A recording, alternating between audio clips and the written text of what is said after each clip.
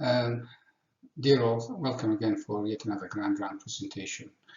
In today's talk, this is my email address and new Zoom address for future presentations. I much prefer to be contacted الأفضل أن تتصلون بي على الجيميل if you would like to join the rounds. In this round, we will be discussing a couple of cases of hyperaldosteronism, and then we will visit the screening algorithm that we have, the diagnosis and the management hierarchy of this condition. Case 1, a 79-year-old who presented to the emergency with epistaxis and hypertension. He had almost a couple of decades history of severe hypertension and sleep apnea as well. He was already managed all throughout these years, mainly by his family doctor, who noticed that he did require potassium supplements, and he was on a decent dose of slow K. I think that's something يعني حقيقة من المفروض family medicine or general practitioner to manage without consulting the endocrinologist all these years. Any severe hypokalemia required ongoing potassium supplement for whatever reason. It does require endocrinologist/nephrologist consultation, in my view. So in his presentation to the emergency, his potassium was quite low and he was hyperkalemic subsequently, as you could imagine. He was managed with thiazide. He was given a lot of chlorobenzene supplement, and looking back into his history, he has had hypokalemia since 2008. So that was quite a bit of time with the potassium supplements. So he was discharged home, and an aldo-renin ratio was arranged for him to have as an outpatient with the endocrine input, and came back unsurprisingly with very high aldo level, and his renin was suppressed even though he was on ARBs. So that's even more significant. He had CT adrenal, which I think was slightly rushed in, but nevertheless, it did show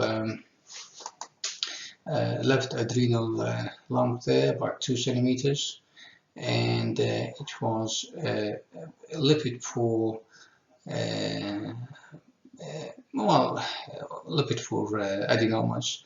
Nevertheless, lipid poor adenoma can still secrete hormones in some patients, usually fails, and of course adrenal cell carcinoma can be lipid poor and they still can secrete cortisol.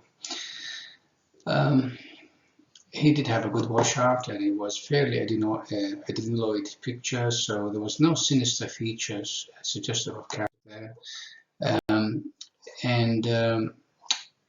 We immediately realized this is a case of hyperaldo. So we changed him over to Minipress and Verapamil and rechecked his parameters and booked him for adrenal sampling. Again, his repeat aldo-renin came back consistently very high. He did have slightly elevated normeds, so we were a bit concerned about the left adenoma, which is slightly a bit poor. But nevertheless, normeds can be usually, elevated. And the blood sample was done in a seated position, so he wasn't in a recumbent position. ومثل ما تعرفون حضراتكم بالseated or position, you will get twofold increase in the normeds in particularly. So we didn't really worry that much about this marginal increase of the normeds. Primarily because it was seated position, and you gotta be very unlucky to have fail and Cohen syndrome at the same time. And we'll move on to the next slide, and we did actually went ahead with the venous sampling. I'm just going to take you through this slide to tell you how, to take you through how we interpret the venous sampling and how simple in a simplified, manageable way. The first thing we look at is the cortisol to make sure that canalization is appropriate. And always you need to have a adrenal cortisol level higher than the peripheral levels by 2 to 3 times. So, which is the case here. So the case, the cortisol on the right side was 7,000, left adrenal 1,800, while the peripheral was only 229. And that's what you want. And then you adjust the aldosterone to the cortisol to account for the dilution effect of the phrenic nerves and the inferior vena cava on the left and right adrenal respectively. And that's why we need to have the, so that's another utility of the cortisol. If you look here, look at the ratio, the right AV cortisol to cortisol. Well, we got that pre and post. We had a good canalization, so that's indicating accurate and successful procedure. And from there we can proceed to interpret the aldosterone. The ratios of the cortisol adjusted aldosterone level on both sides. And what we need to have at least more than 3-fold increase in the culprit size. And what we notice here, again, this is the left AV cortisol to peripheral cortisol, and showing more than 3 times pre and post. So that was a good thing. Now, looking at the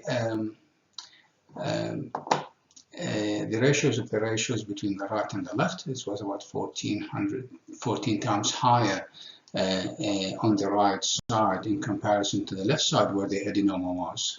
And if you look at the ratio between the suppressed side, the right side, was less than 0.1. So anyway, we started on spironolactone that was increased to 50 milligram, and we stopped the minipress, prazosin, and verapamil. The Slocate was reduced to only 2 tablets and was eventually ceased.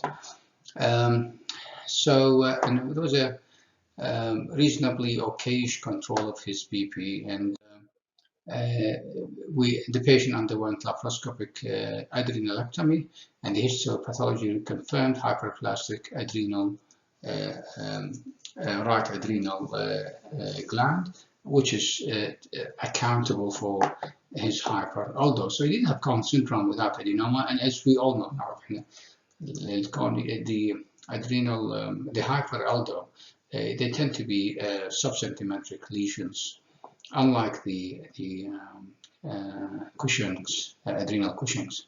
So eventually, patient preference and the physician preference, this spironolactone was changed over to amlodipine, and he was off any potassium supplement. So this is a case of an old person who had lived with hyperaldosteronism, which could have been treated years ago. So there was a delay in the referral, which we cannot really ignore. I guess the message to take home from the first case, hypokalemia or potassium requiring hypokalemia, again, for وراء نعيد الموضوع لأي سبب كان, you really have to consult endocrinologist and nephrologist as well. لأن هناك كثير من tubulopaths that could lead to potassium losing hypokalemia, uropathies or tubulopathies. I'll move on to the second case of a 37-year-old who I saw her about 4 years ago. She saw me shortly after she delivered her baby and a second child, and was diagnosed with severe hypertension in the puerperial period, which is very interesting. And during pregnancy, she was normotensive through and through. She was put on ARBs and metoprolol, which is not my favorite drug. And her usual biochemistry was noted well, was essentially normal and unremarkable, both hematinics and the electrolytes and kidney function and liver function, more or less. with a slightly raised ALP of no significance. As we do with any severe hypertension, as you would imagine, we tend to screen for secondary causes. And she does qualify. Her diastole was about 100, her sister close to 200. That's in a young person, and she was slightly overweight, or BMI close to 30. So the post-DEXA initially, we did DEXA suppression, which showed suboptimum, slightly marginally suboptimum cortisol suppression and normal plasma mets and normal mets. Hair calcium, which I always do, as you know, that hypercalcemia is associated with many genomic endocrinopathies, and I do the same for the prolactin. Well, they came back normal, and the thyroid was normal as well. And her ARR was markedly elevated with an Aldo level above, or just above 300 here and here. And of course, we have to repeat more than one occasions. And in my book, even if the ARR was normal, an Aldo level above 300 does merit investigation of designated treatment. So I do give, if the ratio was less than 70, for example, consistently with an aldosterone of 300 plus, I tend to give spironolactone to the person regardless. Not because they have hyperaldosteronism, but I just think that they have an Aldo of 300 plus is actually not in significant levels. 24-hour urine Aldo came back after a few days with high salt diet. Unfortunately, she could not concentrate. She could not concentrate sodium enough to more than 220, but it was close. It was in the 200 plus, and her urine Aldo was more than 30, and that's your diagnostic cutoff. So her 24-hour salt challenge test was, in my view, was positive. Repeated DEXA scan came back reassuringly normal, under 50, and her saline suppression, which has now become the gold standard test when you have to give 2 liters saline over 4 hours and see what happened to the Aldo, and it should really suppress below 170 picomole, and it actually, in this case, clearly the aldosterone remained above 170, as you could see. So that's twice suppression test came back positive. Again, I do routinely do CT renal angiograms to rule out any atheromas in the young population, which came back normal, and except from accessory renal artery, and there is no evidence of renal artery stenosis bilaterally. However, looking at the images which I could access online, I did see this lump there, and I had to call the radiologist, and I told them, well, look, can you revisit or amend your report? And sure enough, it was an adrenal adenoma on the left side. So there was a left adrenal mass with a Hounsfield, lipid-rich, the Hounsfield unit of between 2 and 12 pre-contrast, and it was about 2 by 2 centimeters almost. So that's your lump there. Yeah, and you could see here even now. The way to go from here, I thought, would be, of course, we do adrenal venous sampling, and again, just to take you through the standard baseline approach, you like to have cortisol more in the adrenal cortisol.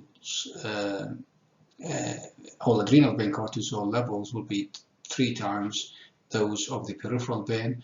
Unfortunately, while we could clearly the cortisol on the left adrenal sampling was good and pretty high and indicative of appropriate catheterization. However, they failed to catheterize the right adrenal, so the condition has to be, or the sampling procedure has to be repeated.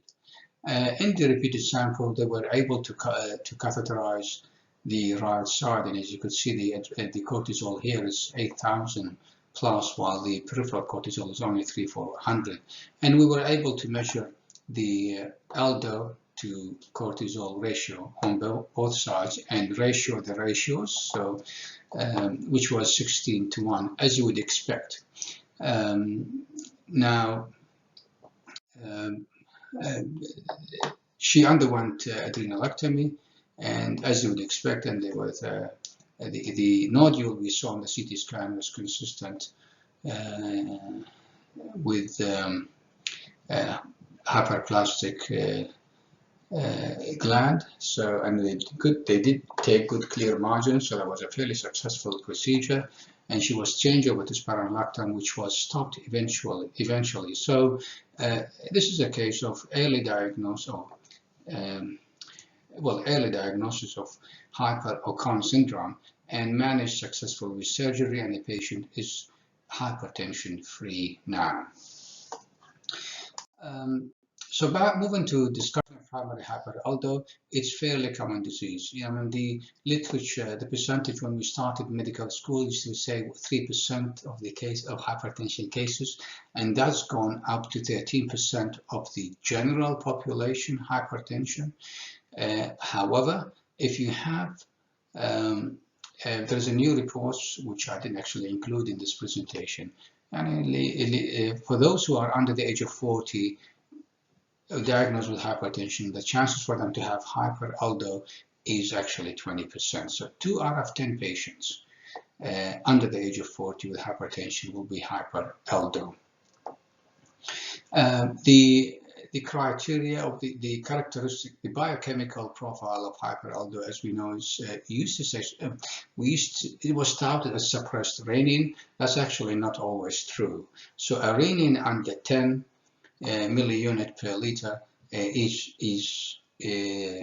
you could find it actually with hyperaldo. It depends how severe the condition is. And there was few case reports where the renin was between 10 and 20. So it's definitely not suppressed. Yes, more likely than not, it is suppressed, but this is not always the case. Hypokalemia, less than half of the cases. So more than half of the cases, they are actually eokalemic. Again, you'll get the hyperkalemia in more severe cases. The aldo works essentially in terms of histopathology, works in the sodium-potassium pump, ATPase pump on the distal tubules and the basolateral membrane gates, and that's basically stimulate these exchange gates to reabsorb sodium in exchange of potassium. So that's how it's causing this problem. And the hierarchy approach is essentially screening, confirmation, and then do the subtyping, and the management will follow. So we don't do imaging neither with the screening nor with the confirmation. We do it right at the end. Please do not do any images any sooner than unless and until you confirm this person has a hyperaldo. So the screening with the aldo-renin ratio, confirmation with the cell arm suppression test, this becomes the gold standard for us here in Australia, and then we do the subtyping with the CT adrenal and renal venous sampling. As an endocrinologist, it's not our job to do the screening. This needs to be done in the primary healthcare system. But we do look at the aldo level, and in my book, an aldo level more than 300 picomole is not insignificant. ما يمكن تجاهله. الرنين مثل ما قلت لحضراتكم ممكن can be suppressed or between up to 10 milliunit per liter. So case detection by the general public, or often by the general health practitioners, affirmation by your endocrinologist, and treatment by the surgeon. The etiology of hyperaldo is bilateral hyperaldo. This is by far the commonest cause of it. Unilateral Ocon syndrome represents 30 to 40%. Hyperplasia, which what we have in the first case presented, what it did not have adenoma on the on the left side or the culprit side, but just hyperplasia. And of course, there are the familial condition, which tend to occur a lot earlier in life and with a strong family history. There are some rare cases of ectopic secreting aldosterone, represent less than 1%. So that's something to bear in mind, that you might be looking outside the adrenals. So luckily I haven't had to get into that stage myself. Please do remember, these are the general case in terms of case detections in the primary care setting. Anyone with a diastole above 100, anyone who requires 4 tablets to control their blood pressure, or 3 tablets with a diastole 90 and above, anyone with hyperkalemia, even if it was diuretic induced. طبعا على فرض انه المريض هنا يعني adherent to medication. Any hypertension with adrenal incidentallomas, obstructive sleep apnea مثل ما شفنا بالكيس الأولى. There is an association between sleep apnea and hyperaldo.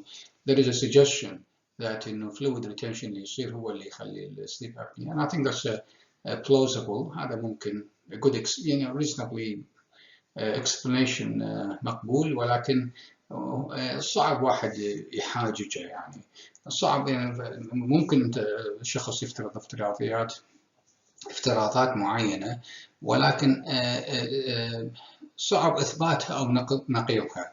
ومع ذلك if you look in the other endocrinopathies, sleep apnea is also common, obstructive sleep apnea أو central أحيانا، بالهايبوثايرودزم وبالهايبوثايرودزم مثل ما حضراتكم تعرفون.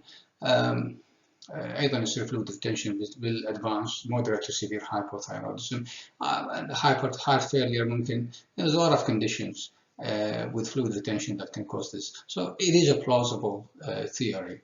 لكن على أقل تقدير هناك an association between sleep apnea, a strong association. Doesn't have to be causal, but ممكن تكون. And again, family history of a stroke under the age of 40. This mirrors. فإذا واحد عنده hypertension أيا كان عمره وعنده history of ischemic heart disease or stroke under the age of 40, then that's also merits investigation for hyperaldo. And there is a suggestion now, and why don't we check it with everyone really, if it's that common? And the answer is you are going to end up doing a lot of investigations. I think risk stratification is important, or case stratification. So those who have moderate to severe pre-test probability, they will go for the test. But if you do it to everyone, I think there's a chance that we will need to over-investigate many people, and maybe taking more adenomas than we need to, and end up with a lot of negative adrenalectomies. So this is another slide that's basically summarized what I've just discussed. And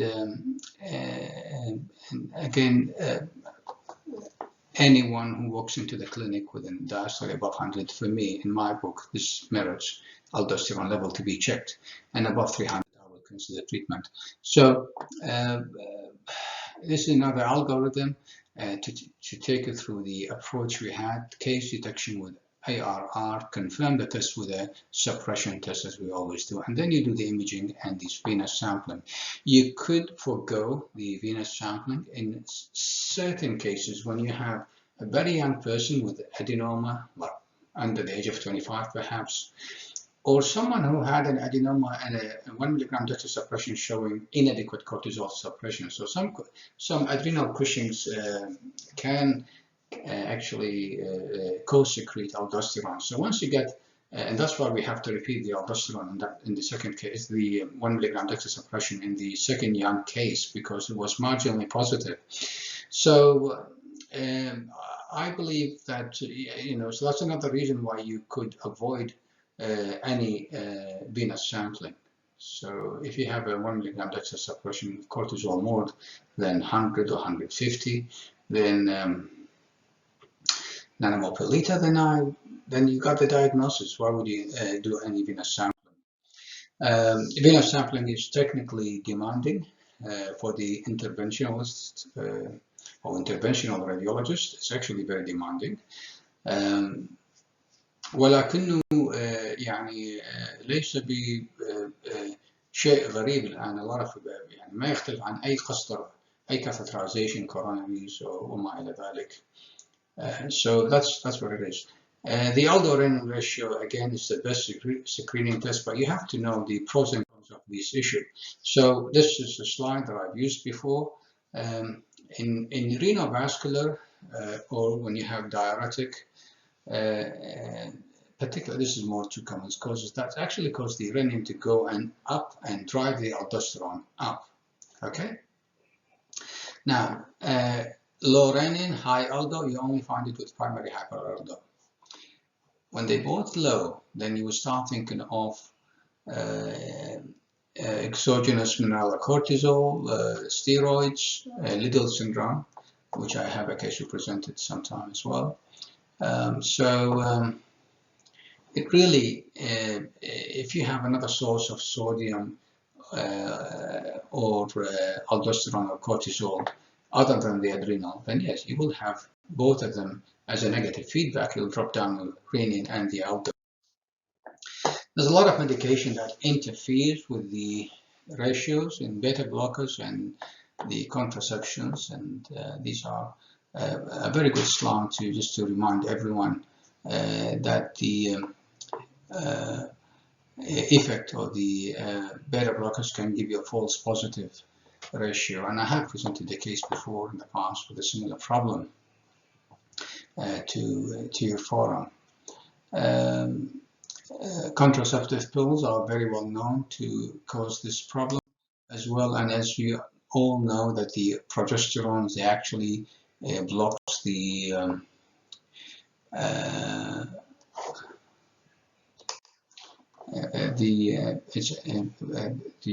aldosterone receptors, and that will lead to increased level of aldosterone. So always in the luteal phase, you can see that the aldosterone level is almost double that in the follicular phase, and that's why in the premenopausal females, we check the ARR in the follicular phase. We do not check it here, and we can get false positive. The estrogen does exactly the same. What the estrogen does, it actually stimulates the angiotensinogen and subsequently reduces your renin. And again, you'll end up with a false positive. So, and that's when the contraception needs to be stopped for a good 6 weeks before you do your test. Generally speaking, the diuretic needs to stop for 4 weeks, including licorice as a form. ACE inhibitors and ARB, 2 weeks you can withhold the drugs, and that's enough for you to get a good result. Okay, now moving on to the usual medication now is authorized for the test is the verapamil, moxonidine, prazosin, and hydralazine. And please do not forget to check the ANA, because the hydralazine is known to cause ANA positive. So if they were ANA negative and they tend to be ANA positive, that's when you need to stop the hydralazine and change it to something else. I don't like hydralazine for this particular reason. If the person is like the almost 10% of the population, in some Caucasian population, you could handle ANA positive at baseline, I would not give hydralazine. So prazosin has become really a good treatment of choice while we're investigating the ratios and doing the sampling. And the patient, as you all know, may require high doses of prazosin, alpha blockades, and the verapamil has a dreadful constipation side effect, just like any other calcium channel blocker. So back to the scratch point, you need to know how to interpret the ARR. You need to make sure that the patient is potassium replete when you do the ARR.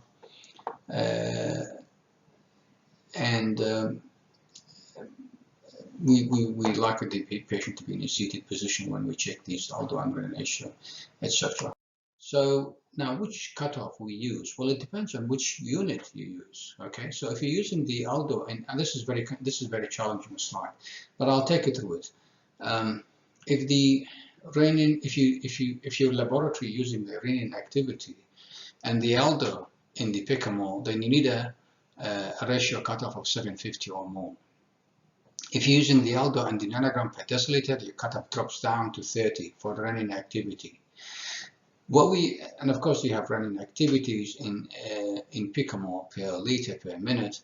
We don't use the renin activity unless there is a certain confounding factor, such as a female irregular periods. We don't know if she's going through follicular phase, luteal phase, and that will affect the renin activity, the renin concentration, but it does not affect the renin activity. So we do use the activities less often in certain circumstances. هذه مهمة.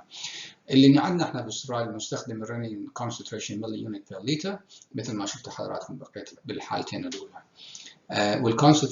Aldosterone in picomole. Now, the cutoff we use is 70 in Australia, not 91. So we have a lower threshold to diagnose hyperaldosteronism.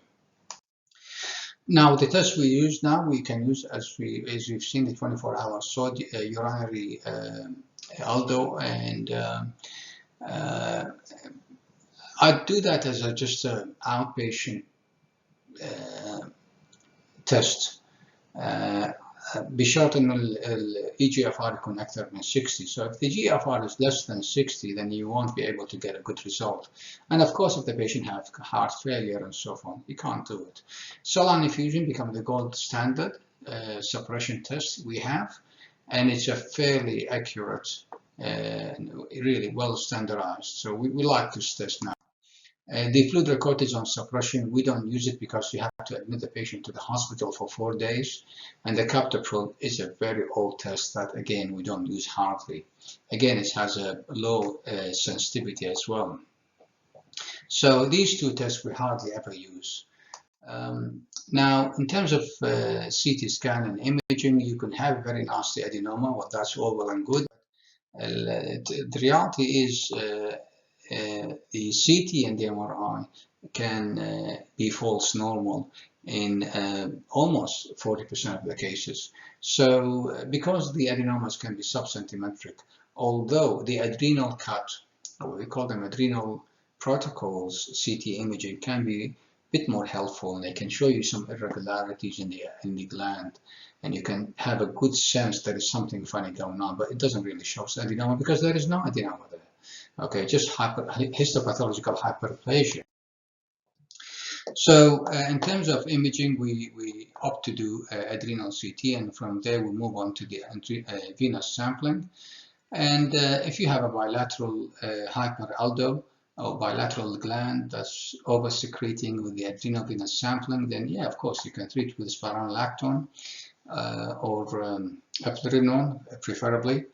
And now, if you have a localized lesion unilaterally on the venous sampling, or the CT scan was positive on a very young person, or you have a positive 1 milligram DEXA suppression test, then you can go straight ahead for laparoscopy. Now, why do we do all that?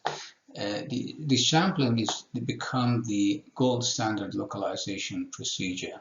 But it's not very easy as well, you know, in particular with the right adrenal vein. It's a very small vein there. That goes to the adrenal gland, and, you know, the left one is easier, but the right one can be very tricky.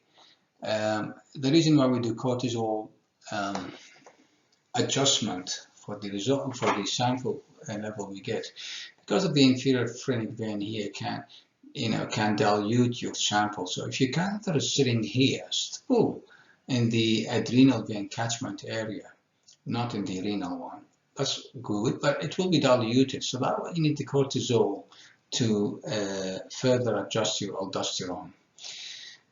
And same thing for the adrenal vein, which is very close to the inferior vena cava here. So your catheter might be just here and taking a good sample, but it will be diluted. So you still need the cortisol from the right side as well.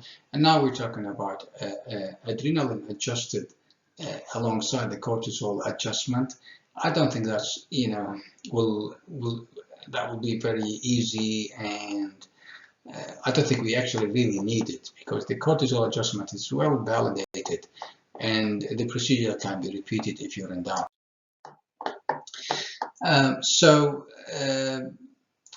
We do use stimulation with the synactin, لأنه this will basically push your cortisol to the highest, and therefore if the patient is stressed or during manipulation and during the procedure, it won't affect the cortisol because it will be up the roof anyway. And it will also maximize the gradient between the cortisol and the adrenal vein. So it does also increase the aldosterone to a less extent from stimulate the aldosterone, but to a much less extent than stimulating the cortisol, as we know. But the point is the ACTH is an excellent boost for your result, reinforcement of your interpretation. Again, we have the general interpretation, as I took you through the previous two cases.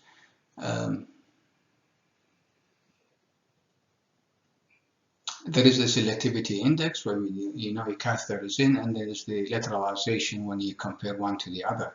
And as a supplementary ratio, when you have the unaffected adrenal gland have an ACR less than the peripheral ACR, so indication of suppression. So generally speaking, the cortisol from the adrenal vein should be 2 or to 3 times post ACTH than the other side, and same thing for the ratio, 3 to 4 times post ACTH. Now there are some conditions when you actually as شفنا الحالات إنه the gradient was very high and significant, so that's all well and good, but that's not good enough. We do see some يعني intermediate cases حقيقة بتكون صعبة جدا to interpret. في مثل هذه الحالات اللي هي intermediate, when you can't really get a ratio more than 4 post ACTH, you look at the ratios between the non-dominant gland and the peripheral vein. If it's suppressed under 1, then you got the diagnosis. One gland is non-dominant, then the other one has to be dominant. That's what it means. So in terms of management, yep, surgery is a good option. It's a treatment of choice, the gold standard. It can unfortunately doesn't cure hypertension, particularly those who they are morbidly obese. طبعا those who had hypertension for a very long time, they will have structural changes in the vessels. ومع ذلك, we did see cases who actually had hypertension for 20 years and they were cured. So obesity is probably more important risk factor or marker of failure than ما راح يكون failure into يعني it's important to get rid of the hyperaldosteronism anyway, ولكن of non-cure. So the patient يعني يبقى يحتاج anti hypertensive ولو عموما يحتاج يمكن 1 tablet instead of 4 medications. So in any way you look at it, it's really good to go ahead with a surgical intervention على شرط and that you know what you're doing and you're doing it, you know, that has to be clearly supervised by an adrenal endocrinologist. So the mineralocortical receptor antagonist, وهناك study done which I did not include الحقيقة from Mike Stowers of Queensland that showed there is a cardiovascular benefit in controlling the blood pressure. Those who had bilateral hyperaldo and they were treated with receptor antagonists, when they compare it to those patients who have essential hypertension for a given blood pressure control, they did better.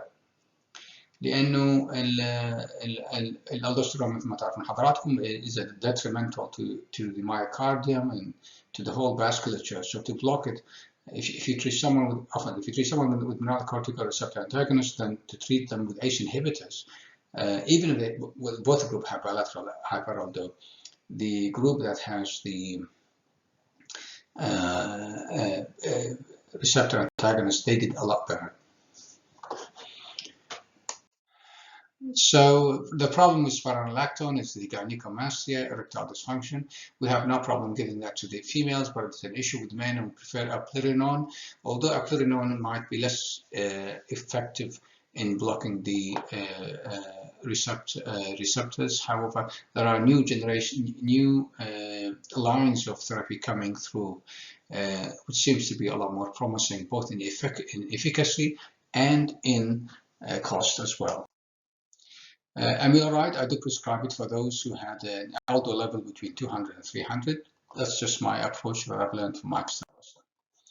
So in summary, primary hyperaldo is a very common, frequently underappreciated condition. ARR testing need to be it's a screening test, and the confirmatory test is required. Localization is prerequisite in the vast majority, but not all the cases. Anyone with unilateral hyperaldo need to consider laparoscopic adrenalectomy. For those who don't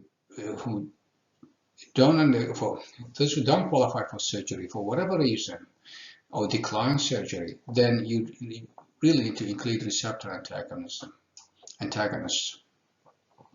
I'll leave on this note where I hope you enjoyed this lecture as much as I did, and I'll see you next time. Take care. Bye. These are the references.